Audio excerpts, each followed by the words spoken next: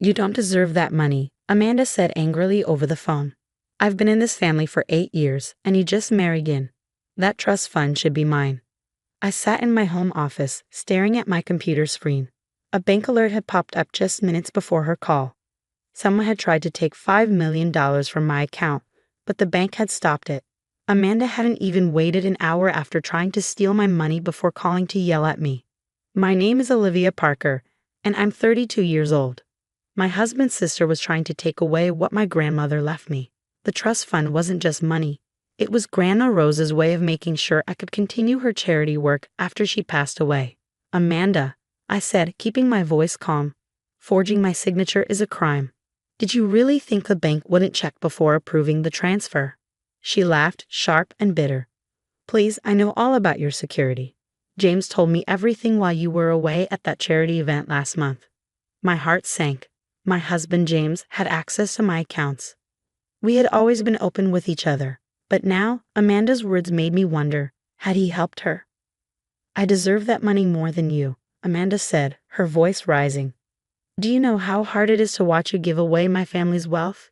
You're not even a real Parker.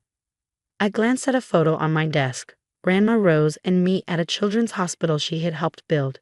She had trusted me with her legacy, not because I married her grandson, but because she knew I shared her passion for helping others. The bank will contact you soon, I said firmly. You should be ready to explain the forged signature. Don't threaten me, Amanda snapped. James will never forgive you if you press charges against his only sister. Do you really want to risk your marriage over this? She might be right. James had always defended Amanda, even when she took money from our joint account last year. But this was different. This was Grandma Rose's legacy. I have to go, I said quietly. The bank's fraud department is calling. I hung up, my hands shaking, and opened an email from Mr. Turner, my grandmother's financial advisor. He had already flagged the suspicious activity and activated security measures, knowing Amanda had been asking about the trust fund. My phone buzzed again. James was calling. I ignored it. I needed time to think.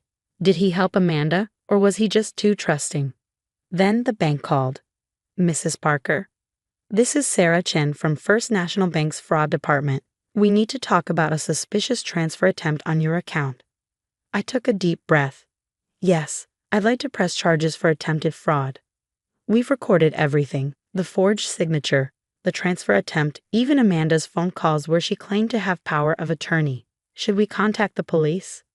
Yes, I said, my voice stronger now. And one more thing. I believe my husband may have given her my account details. Ms. Chen was silent for a moment. Understood. We'll freeze all access to your account, including your husband's, to protect you. As I ended the call, James called again. This time I answered. Olivia, what the hell? He yelled. Amanda's crying, saying you're trying to have her arrested. She just made a mistake. I closed my eyes. He was already taking her side. A mistake? I repeated. She forged my signature to steal $5 million, James. That's not a mistake. She's family, he insisted. We can fix this privately.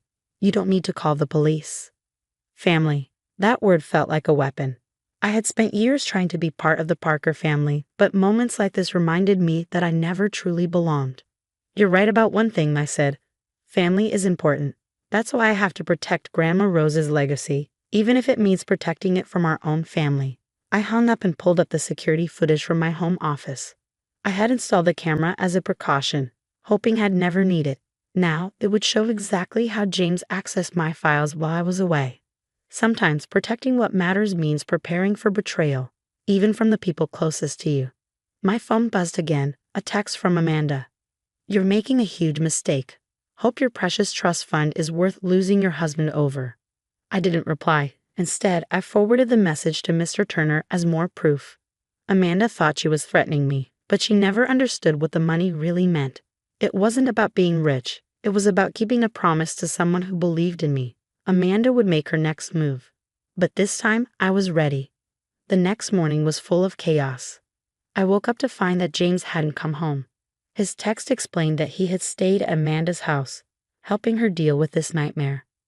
Meanwhile, the family group chat was filled with messages, most of them blaming me. They acted like I was the villain trying to hurt poor Amanda. I ignored them and went straight to First National Bank to meet Mr. Turner.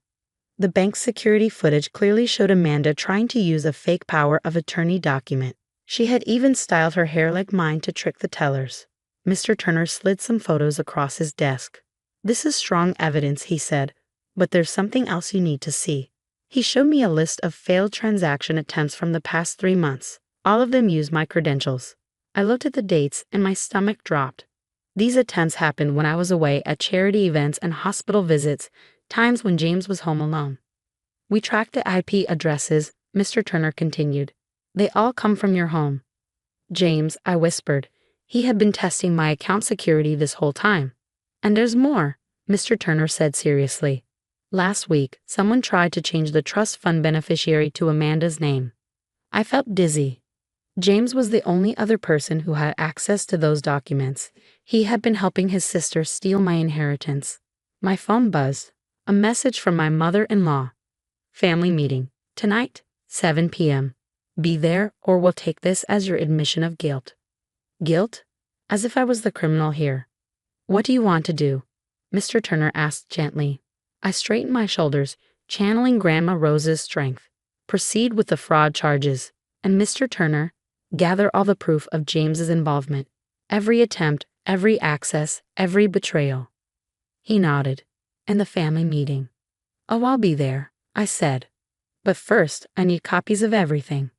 The Parker family home always felt cold, but that night, it felt hostile. Conversations stopped as soon as I walked in. Everyone stared. Amanda sat in the middle of the room, eyes red from crying, looking like a helpless victim. James wouldn't even look at me. My mother-in-law, Margaret, spoke first. "I hope you're happy, Olivia. You've torn this family apart over a simple misunderstanding." I placed a folder on the coffee table. "A misunderstanding? Is that what we're calling attempted theft now?" Amanda sniffled. "I was just trying to access what should have been family money. Grandma Rose would have wanted." "Don't," I interrupted sharply. "Don't pretend to know what Grandma Rose wanted. She chose me for a reason." Amanda's face twisted in anger. "Only because you manipulated her. You turned her against her own family." I pulled out the security photos and spread them on the table. "Is that why you dressed like me and tried to trick the bank?" The room went silent. Everyone leaned forward to look. Amanda's face turned pale. "And these," I said, placing more documents down, "show months of failed logins from my home. Times when I was away. Times when only James had access to my office." James finally looked at me. His face was filled with guilt, but also defiance.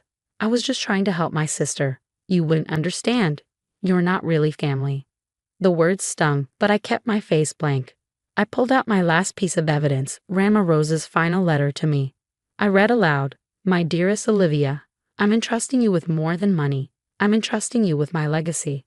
The Parkers have always had wealth, but you have something rare: compassion. James may be my grandson by blood, but you are my heir in spirit. Never let anyone make you doubt that." Margaret tried to interrupt, but I held up my hand. "The police have been notified. The fraud investigation is moving forward. And James?" I looked straight at him. "Your role in this is fully documented. Every attempt to access my accounts, every breach of trust." "You can't be serious," Amanda gasped. "You would send your own husband to jail." "No," I said. "I'm giving him a choice. Sign the divorce papers I prepared today or face charges for fraud." "It's up to you, James."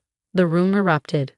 Amanda was crying, Margaret was threatening legal action, and James was stumbling over excuses. But I stood firm, holding Grandma Rose's letter like a shield.